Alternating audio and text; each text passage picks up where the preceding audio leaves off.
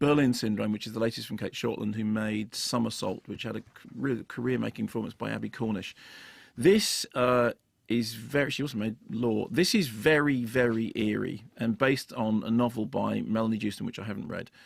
Film's called Berlin Syndrome, and so when you hear something called Berlin Syndrome, you immediately think of what I referred to the other day as Stockhausen Syndrome.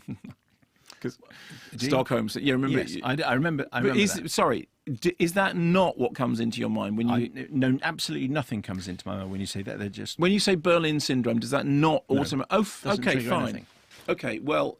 What should I be thinking? No. You know what the Stockholm Syndrome is. I remember we discussed it on the show. So the Stockholm Syndrome is this weird thing about codependency between, captors and captives. But I didn't know anything about the story of the film.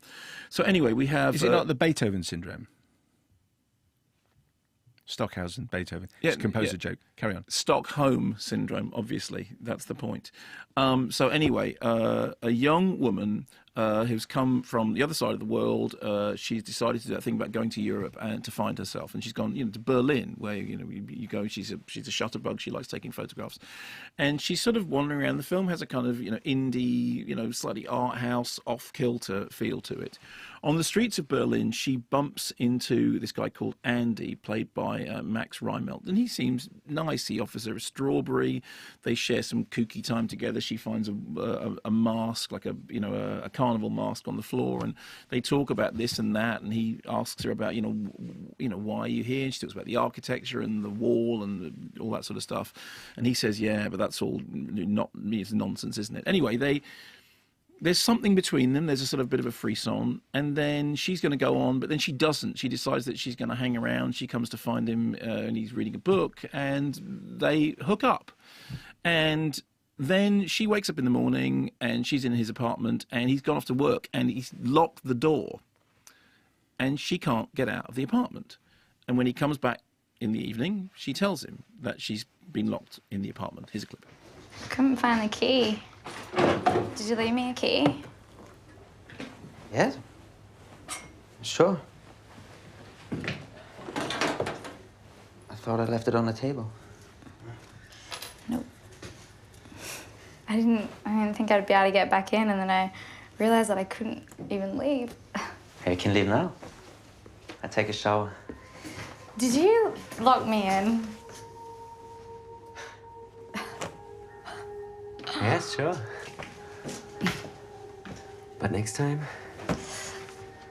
I'll tie you to the bed. Now, you can hear in the background of that the score is starting to tell you something that you need to know. And it was weird because having known nothing about the story at all, and obviously people who are going to see it, I think, will know more about the story, I had this real sense that the film was setting something up that felt really creepy and felt really, really worrying and really anxious-making. And there's something in their first encounter which just hints at something being wrong. And then I started to feel really claustrophobic and really panicky and really uncomfortable. And I thought, this is very fine filmmaking, because the way the performances are pitched, the way the drama is unfolding, is telling me just enough to make me really anxious about what the drama is about to turn into. It then becomes a film which swings between, on the one hand, a kind of psychodrama about, Stockholm Syndrome. It has moments in it that reminded me of Room. It has moments in it that reminded me of Marcus Schleinser's Michael, which is an incredibly disturbing film. But it's got this very, very eerie score by Brian E. Marks. And it was really weird. I found it a very, very difficult watch, very creepy, very unsettling, and I think that is absolutely to its credit. And it's not just that I didn't know where the drama was going. It was even when I realised what it was, and I think probably everybody would go and see it would know what it was.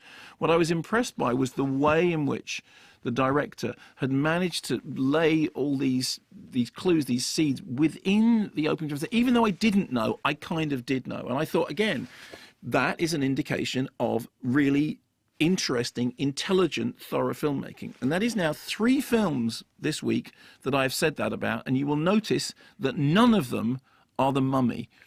And the interesting thing is, in a week in which The Mummy is out, we have a number of movies, character dramas, in which the level of filmmaking is on an utterly different plane to the mechanical lack of soul or logic that runs through The Mummy.